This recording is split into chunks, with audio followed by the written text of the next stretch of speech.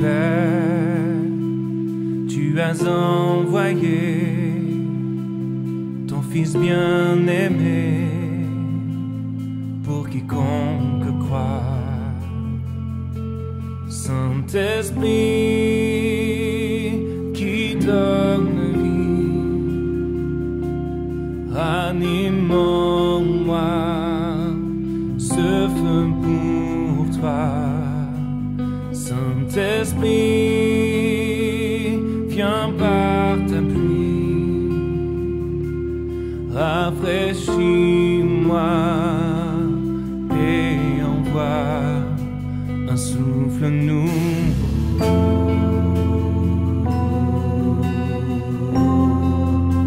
un souffle nouveau,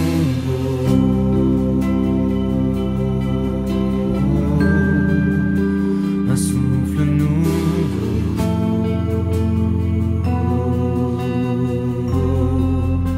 un souffle nouveau.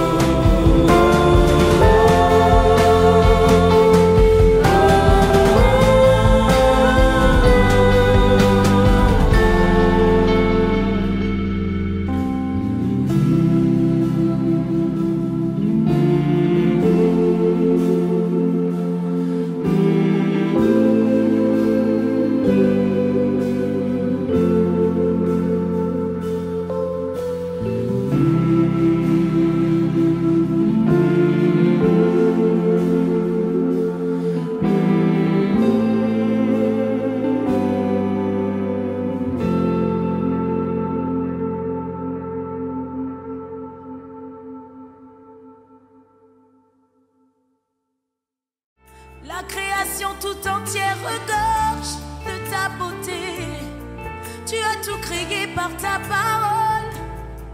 Je veux le dire au monde entier. Oh, tu es merveilleux.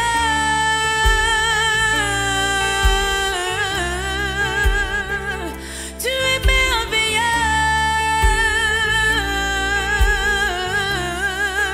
Tu es merveilleux. Tu es merveilleux.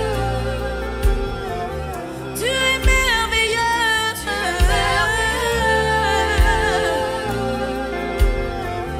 Tu es glorieux. Tu es glorieux. Ta gloire resplendit dans nos vies et sur la terre. Alléluia. Alléluia. Tu es magnifique. Oui, tu es magnifique. Tes œuvres sont magnifiques. Il s'agit de plus beau des fils de l'homme. Celui qui a donné sa vie pour moi. Jésus le Christ. Oui, tu es magnifique. Alléluia. Oui, tu es magnifique. Hey. Tu es excellent. Je veux le dire au monde entier. Tu es excellent. Tu es excellent dans tout ce que tu fais.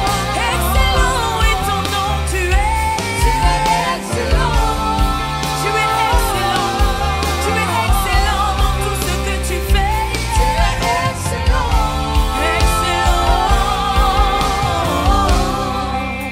Hey.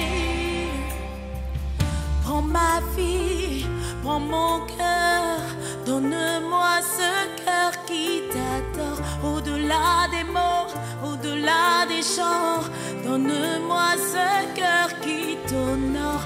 Prends ma vie, prends mon cœur, donne-moi ce cœur qui t'adore. Au-delà des mots, au-delà des chants, donne-moi ce cœur qui t'honore. Yeah. Au-delà des mots, yeah. Prends ma vie, hey, yeah. Au-delà des mots, des chants, Seigneur, j'ai besoin de toi. Prends ma vie, hey, yeah. Au-delà des mots, des chants, Seigneur, entends ce cri, entends ce SOS. J'ai besoin de toi. Prends mon cœur, donne-moi ta vie, vis au travers de moi. Qu'on ne dise plus que c'est moi qui vis, mais que ce soit toi qui vis en moi, Seigneur. Hey, au-delà des mots, des chants, Seigneur, je te supplie pour ma vie. Hey, au-delà des mots, au-delà des chants, hey, tu es merveilleux.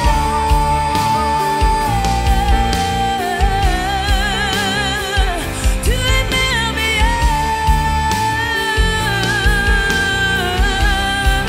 Tu es merveilleux. Alléluia. Tu es merveilleux, Seigneur. Alléluia. Tu es magnifique. Oh, nous célébrons ton règne. Nous célébrons ta majesté en ce lieu. Nous reconnaissons qu'il n'y a pas de plus beau joyau que toi. Aucun trésor sur cette terre ne pourra se comparer à toi. Aucun trésor de ce monde ne pourra t'égaler. Tu es magnifique. Alléluia. Jésus, j'ai besoin de toi. Prends ma vie, prends mon cœur, donne-moi ce cœur qui t'adore. Au-delà des mots, au-delà des chants, donne-moi ce cœur qui t'honore. Prends ma vie, Prends mon cœur, donne-moi ce cœur qui t'adore. Au-delà des mots, au-delà des chants, donne-moi ce cœur qui t'honore.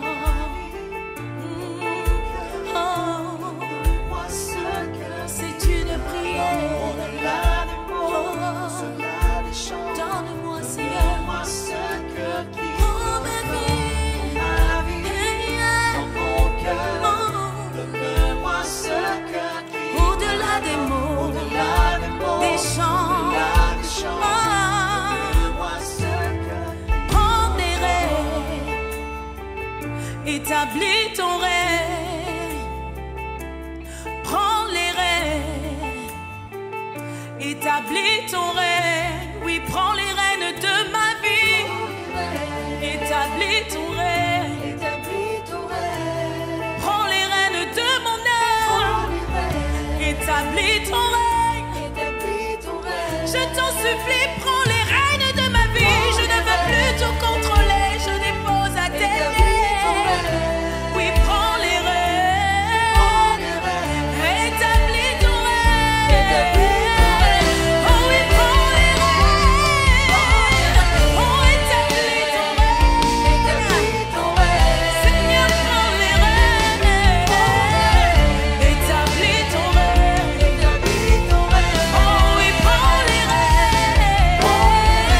je te donne tout, je dépose tout devant le Père, je dépose tout devant le trône, je dépose tout, Seigneur, établis ton règne dans nos vies, oh, prends les rênes,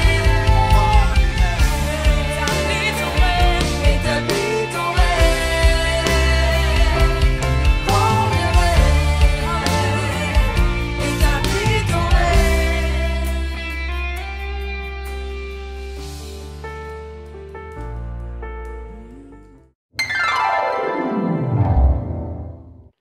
Chers amis, bonsoir. Nous voici vendredi, la semaine se termine, une semaine qui ressemble à la précédente et qui ressemblera peut-être à la suivante, c'est possible.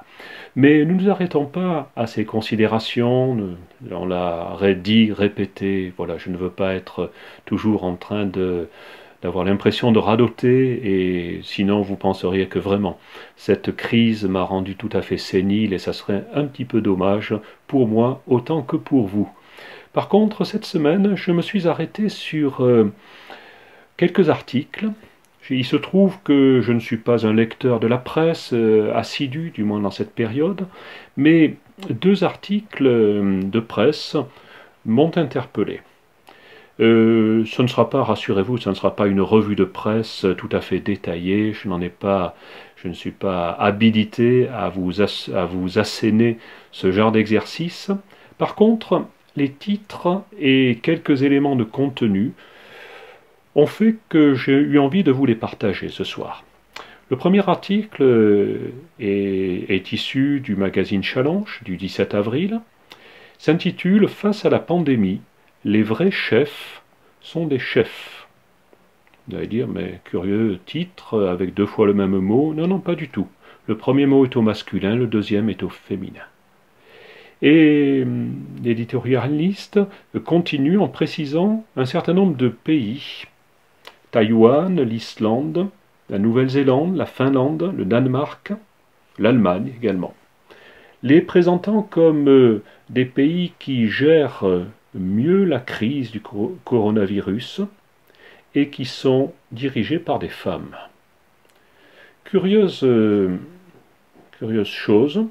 Je ne dis pas que non pas que les femmes dirigent est une curieuse chose, ce n'est pas ce que je veux dire, mais il semble que dans ces pays, l'art de gouverner face à la pandémie, eh bien, se soit affiché comme meilleur que dans certains autres. Ce n'est pas du tout une généralité, je le suppose, mais nous l'avons malgré tout dans cet article de ce magazine. Je ne vais pas entrer dans tout le détail, mais simplement redécouvrir dans cet article quelques points qui m'ont paru intéressants. Il semble que ces pays, pourquoi ils sont cités par ce journaliste? simplement parce qu'il a relevé qu'il ne s'agissait pas d'un pragmatisme de cow-boy, il le dit lui-même en ces termes, mais d'une modestie, d'une humilité, et ses sentiments étant tout à fait favorables à la rassurance, ce qu'il a qualifié de rassurance. Ces dirigeantes n'ont pas hésité à reconnaître des échecs, à corriger des trajectoires, et tout ceci sans orgueil, sans arrogance, et à l'inverse sans flagellation non plus. Il semble que dans ces pays cités, la démocratie y soit moins monarchique, le pouvoir moins viriliste. L'on n'y cherche pas un président qui soit un roi, quasiment l'être suprême, mais un gouvernant compatissant et rassurant. Mon idée n'est pas non plus de tomber dans la critique par rapport à d'autres pays qui n'auraient pas, excusez-moi, la chance d'avoir l'une de ces dirigeantes à leur tête. Mais simplement de retenir ce soir qu'un certain nombre de sentiments peuvent s'avérer tout à fait déterminants au sein d'une crise. Il est question ici de modestie, d'humilité, de capacité à rassurer, de ne pas chercher nécessairement à avoir un dirigeant uniquement dirigeant, mais une personne qui saura mettre peut-être son orgueil un petit peu de côté pour privilégier des sentiments qui soient beaucoup plus humains, et dans ce cas, j'irai jusqu'à dire peut-être plus maternels. On peut se poser la question, est-ce qu'il s'agit uniquement de manifester de tels sentiments pour être un bon gouvernant? Je ne pense pas, mais il semble que le constat nous amène à dire que lorsqu'ils sont présents, eh bien, on est peut-être dans une meilleure trajectoire pour gérer une crise telle que celle que nous connaissons. Ce sont ces premières constatations. Le deuxième article, celui-ci est tiré du Parisien, c'est celui de lundi 20 avril, et dont le titre de cet article, c'est « Berlin va payer les soins des patients européens hospitalisés en Allemagne ». Avec un sous-titre, Berlin prend en charge à ce jour plus de 200 malades du coronavirus européen et a la capacité, si besoin, d'en accueillir plus. Et voici comment cet article s'articule. C'est notre conception de la solidarité européenne. Avec ces mots du ministre de la Santé allemand, qui a annoncé ce lundi que son pays allait prendre en charge le coût des soins de patients européens atteints du Covid-19 et nécessitant une assistance respiratoire, ces patients qui ont été accueillis dans ces hôpitaux. Sachant que le coût de prise en charge de ces patients devrait atteindre près de 20 millions d'euros. Ce n'est pas la somme qui, bien sûr, nous interpelle quelque part, que je retiens, mais simplement cet acte de générosité. On pourrait se dire, oui, mais c'est un État, il y a les moyens. Non, non, je crois que j'ai envie de balayer tout de suite cela, et de dire qu'il fallait le faire. Il fallait y penser. Et si l'on rajoute ces deux articles, disons tirés de la presse à 3 jours d'intervalle, je ne les ai pas cherchés, je suis simplement tombé dessus, on peut se dire que, voilà, il y a encore dans notre monde des personnes qui n'ont pas honte ni crainte d'afficher de véritables valeurs. Des valeurs d'humanité, des valeurs de solidarité. Je dirais que, si l'on va plus loin, des valeurs tout simplement d'amour vis-à-vis de son prochain. Et ce soir, je suis interpellé par cela. Et je me dis que c'est heureux qu'il en soit ainsi. Il y a encore quelque chose à espérer de notre civilisation. Il n'y a pas que de la haine, que des attentats, que de la rancune. Nous en parlerons un petit peu plus dans les petites séquences que nous aurons dans quelques instants. Mais faisons attention, soyons attentifs à ces articles. Ils n'ont que la valeur qu'on veut bien leur donner, mais je suis heureux de savoir que au sein de cette crise, eh bien, il sort quelque chose de bon. Je suis toujours assez optimiste là-dessus. Et lorsqu'une crise se manifeste, lorsque des événements fâcheux se manifestent, j'ai une tendance à me dire, mais à quel moment il va sortir quelque chose de ces événements fâcheux, et qui soit du domaine de l'empathie, qui soit du domaine de la compassion, qui soit du domaine du miracle, dans certains cas, pour dire que tout n'est pas noir, que le tableau n'est pas nécessairement un tableau tel qu'on nous décrit jour après jour, mais qu'il y a au sein de ce tableau eh bien, des éléments qui sont très encourageants. Je vous propose un petit intermède musical, et ensuite eh bien, on va se retrouver pour continuer notre entretien de la soirée. À tout à l'heure.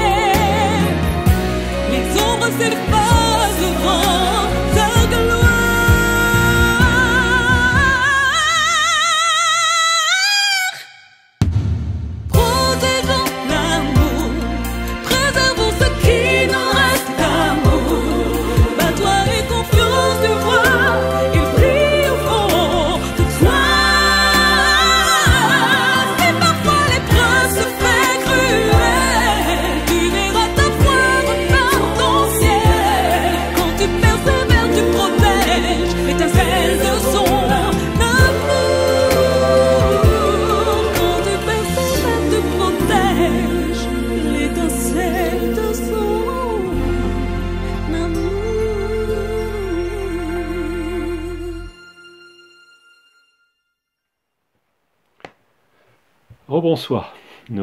Après ce petit intermède musical, eh bien, nous revenons à notre entretien de ce soir. Nous avions commencé à commenter quelques coupures de presse. Je vous laisse réfléchir encore à ces sentiments, disons, manifestés par ces différents dirigeants de la planète. Et nous allons radicalement changer, non pas changer de sujet, mais changer de support, pour aller vers la lecture d'une partie de l'Évangile, qui est ce qu'on appelle la parabole du Samaritain. Peut-être si vous êtes chrétien, vous connaissez certainement, puis d'ailleurs je pense que ce mot de Samaritain, de bon Samaritain, est presque passé dans le langage commun pour que personne n'ignore vraiment ce qui s'est passé. Mais par contre, j'aimerais le relire avec vous, de façon à ne pas trahir du tout ce qui est dans ce récit. Cette parabole se trouve dans l'évangile de Luc, au chapitre 10, et au verset 25. Un professeur de la loi se leva et dit à Jésus pour le mettre à l'épreuve, « Maître, que dois-je faire pour hériter la vie éternelle ?» Jésus lui dit, « Qu'est-il écrit dans la loi? Qui lis-tu » Il répondit, « Tu aimeras le Seigneur ton Dieu de tout ton cœur, de toute ton âme, de toute ta force et de toute ta pensée, et ton prochain comme toi-même. » Tu as bien répondu, lui dit Jésus, « Fais cela et tu vivras. » Donc tu auras, sous-entendu, la vie éternelle. Mais lui, voulant se justifier, dit à Jésus, « Et qui est mon prochain ?» Jésus reprit la parole et dit, « Un homme descendait de Jérusalem à Jéricho. Il tomba entre les mains de brigands qui le dépouillèrent, le rouèrent de coups, et s'en allèrent en le laissant à moitié mort. Un prêtre qui par hasard descendait par le même chemin vit cet homme et passa à distance. De même aussi un lévite arriva à cet endroit, il le vit et passa à distance. Mais un samaritain, qui voyageait, arriva près de lui et fut rempli de compassion lorsqu'il le vit. Il s'approcha et banda ses plaies en y versant de l'huile et du vin. Puis il le mit sur sa propre monture, le conduisit dans une auberge et prit soin de lui. Le lendemain, à son départ, il sortit 2 pièces d'argent, les donna à l'aubergiste et dit « Prends soin de lui. Et ce que tu dépenseras en plus, je te le rendrai à mon retour. » Lequel de ces 3 te semble avoir été le prochain de celui qui était tombé au milieu des brigands? C'est celui qui a agi avec bonté envers lui, répondit le professeur de la loi. Jésus lui dit donc, va agir de la même manière, toi aussi. On est en présence d'une parabole, d'une image qui est donnée par ce certain Jésus vis-à-vis de ce professeur de la loi, cet homme instruit, et qui s'intéresse à un sujet important. Nous n'allons pas nous y arrêter plus que cela, le sujet de la vie éternelle. Jusqu'au moment où Jésus va à son tour le coincer, en quelque sorte, avec beaucoup de délicatesse, mais le coincer malgré tout, puisque cet homme espère travailler dans le sens qui l'intéresse, cette recherche de la vie éternelle, par les moyens qui sont les siens, des moyens juridiques, des moyens qui sont issus de la loi qu'il connaît et qu'il étudie jour après jour.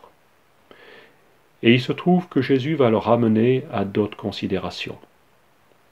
Cet homme va dire, ces commandements que tu me demandes de te citer, eh bien voilà, c'est ceux d'aimer le maître de l'univers, de tout son cœur, toute son âme, de toute sa force, de toute sa pensée, et également d'aimer son prochain comme lui-même. En cela, Jésus va lui dire, tu as bien répondu. Et l'homme n'est pas satisfait, il va vouloir aller plus loin. Qui est donc mon prochain? Et l'on voit défiler devant nous 3 personnes, celui qu'on appelle un prêtre, l'autre un lévite. Ces 2 personnes étaient des hommes religieux dont la charge était liée au temple de Jérusalem. L'un et l'autre, remarquons-le, étaient en train de quitter Jérusalem, peut-être pour aller vers une villégiature de campagne. Et à ce moment-là, arrive sur ce chemin un événement inattendu, un blessé, qui vient de se faire rouer de coups, et qui est peut-être mort, peut-être encore vivant. Ne prenons pas de risque. S'il est mort en tant qu'homme voué au culte, il n'avait pas le droit de s'en approcher pour se souiller par rapport à la mort. Donc ils vont prudemment se tenir à distance l'un et l'autre.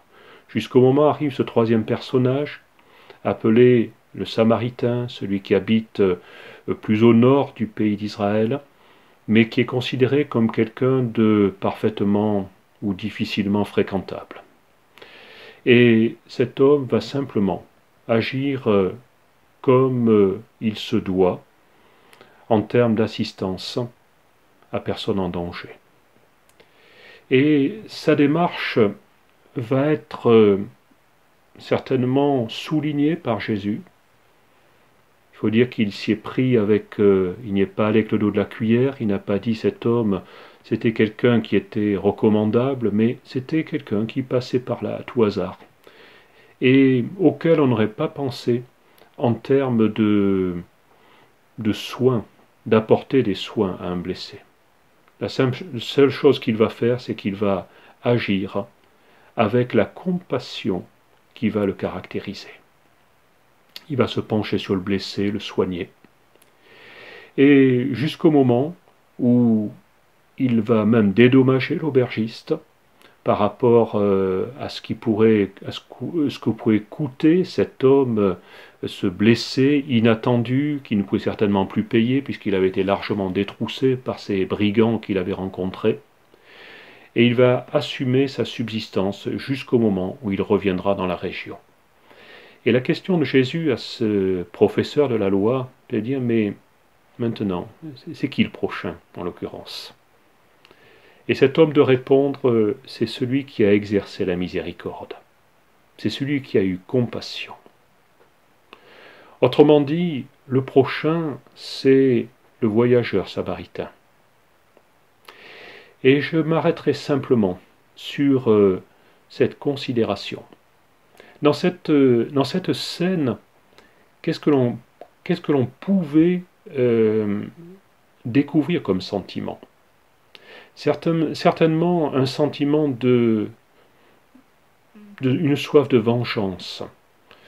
Est-ce que ce blessé, peut-être il ne pouvait même pas l'exprimer, mais au fond de lui-même, je ne pense pas qu'il était en train de dire « ceux qui m'ont détroussé, ceux qui m'ont à moitié tué, eh bien dès que je les rencontre, je vais les inviter au restaurant ». C'était pas ça le but. Mais ceux-là, si je peux les tenir, eh bien je pense que les choses iront mal. Premier sentiment, un sentiment peut-être de vengeance, peut-être de souhait de justice. Deuxième sentiment, un sentiment, voilà, on s'écarte. On ne sait pas, c'est dangereux, ce garçon là-bas sur le bord de la route, il est peut-être mort. Il n'est peut-être pas non plus mort, mais il peut être dangereux. Bien, passons de l'autre côté, laissons-le, un sentiment d'indifférence. Et puis, il y a un sentiment de compassion, qui est là, et qui va, dans cette scène, dans ce fait divers, complètement transcender cette situation. Et qui va, cette situation qui est conflictuelle, cette situation qui sent la vengeance, qui sent le règlement de compte nécessaire à la suite de ces événements, eh bien cette situation, elle va être radicalement changée, transcendée par les sentiments manifestés par l'étranger, qui ne faisait que passer, mais qui va se trouver, eh bien je dirais fortuitement, sur ce chemin. Nous allons y revenir dans quelques instants. Je vous laisse pour ce deuxième petit intermède musical et je vous donne rendez-vous dans quelques minutes. À tout à l'heure. Jésus, mon sauveur, oh Jésus,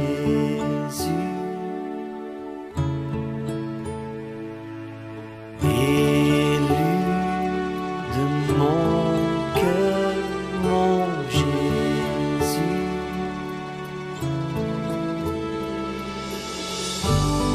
Un seul mot de ta bouche et s'ouvre les écluses des cieux. Un seul mot et ton souffle couvre mon amour de tes vœux. Jésus, mon sauveur, oh Jésus, élu de mon cœur, mon Jésus.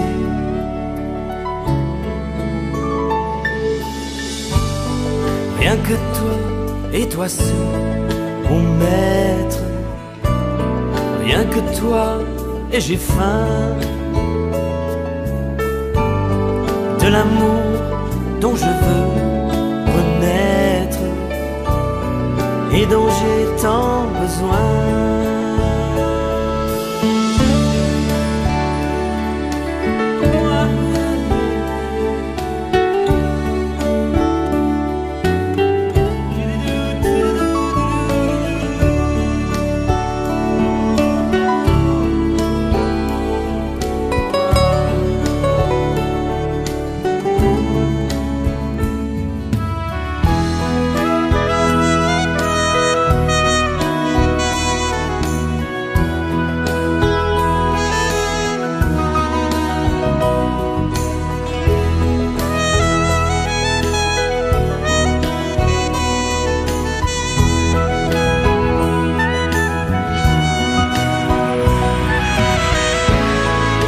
Jamais je ne veux paraître devant toi sans passion. Apprends-moi, je t'en prie, ô maître, apprends-moi ton pardon. Jésus, mon sauveur.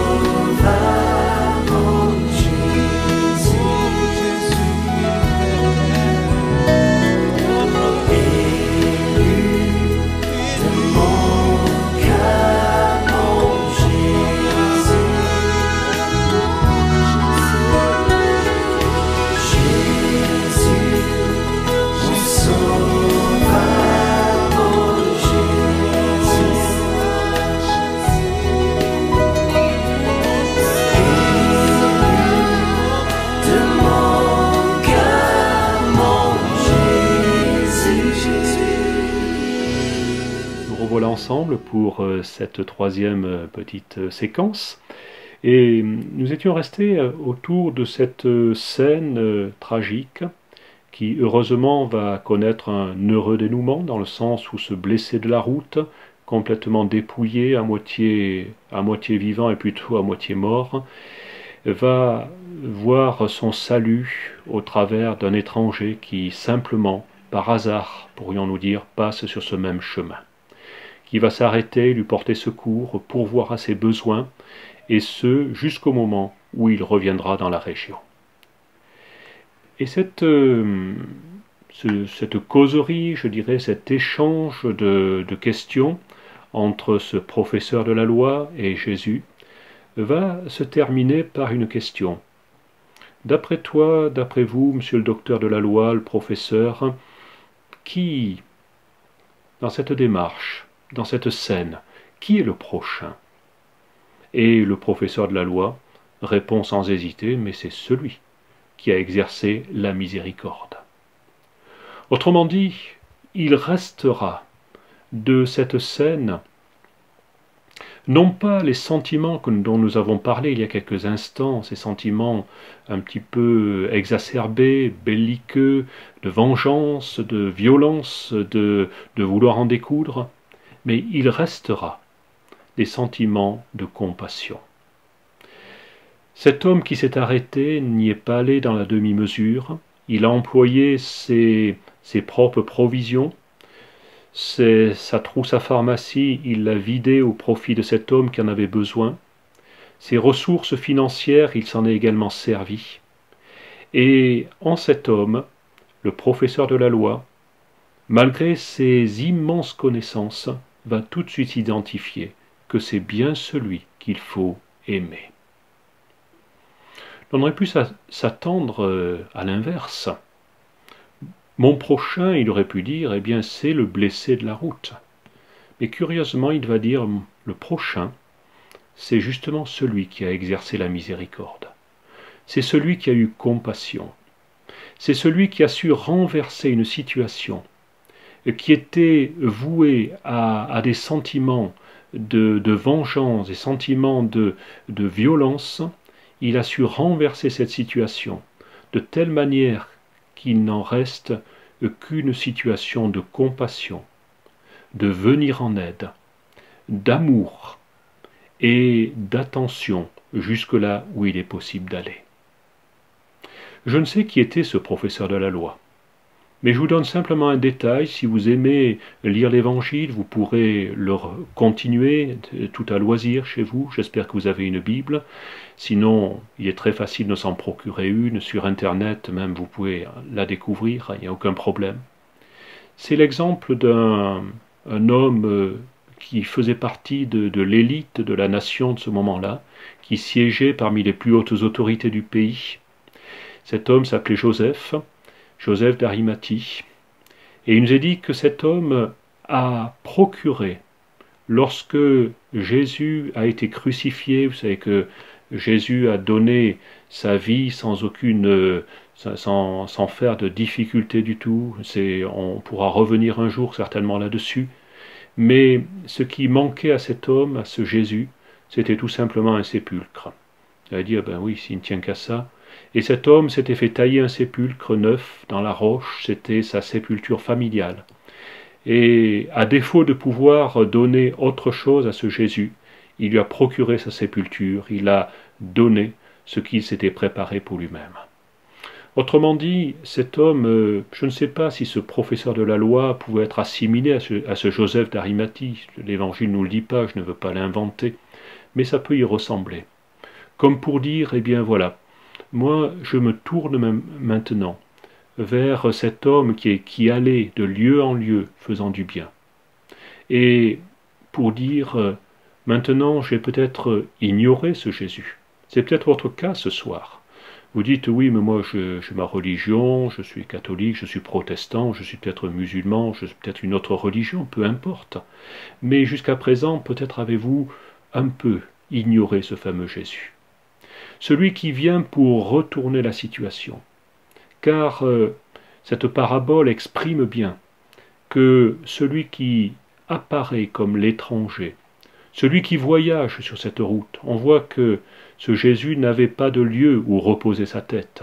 Il était constamment en mouvement, il allait de lieu en lieu, mais de lieu en lieu pas n'importe comment, faisant du bien. Et encore une fois, il avait manifesté et il a fait comprendre à ce professeur de la loi que son comportement n'était pas juste celui d'un maître à penser, mais également d'un bienfaiteur. Et ce que Jésus va dire à ce maître de la loi, ce professeur, eh bien ce sera seulement ces quelques paroles. Va et toi, fais de même. Suis mon exemple. Regarde comment j'agis vis-à-vis de ce blessé. Eh bien si c'était moi qui l'avais rencontré, moi Jésus, je me serais arrêté. Il venait de guérir plusieurs malades. Ce professeur de la loi ne pouvait pas l'ignorer. Et il va lui dire, ok, tu as posé une question sur la vie éternelle. Si tu vas avoir la vie éternelle, eh bien tu ne vas pas simplement faire des bonnes choses, mais essaye de suivre mon exemple. Essaye de t'en inspirer. Regarde ce que j'ai fait, ce que j'ai écrit, plus ou moins ce que des hommes ont écrit à mon sujet, et accomplis les choses de la même façon. Et de cette façon-là, eh bien tu pourras me ressembler. Jésus ne pouvait pas l'exprimer comme cela vis-à-vis de cet homme, ça aurait été prétentieux. Mais au travers de ce que je lis, eh bien c'est exactement ce qui en ressort. Et alors que je préparais ce petit entretien, il m'est revenu une petite anecdote et qui a été citée par un certain docteur Sala et qui raconte l'anecdote d'un petit garçon bousculé violemment par une foule de gens pressés dans un couloir de métro. Actuellement, ce n'est pas du tout ce qui peut se passer, donc tout va bien de ce côté.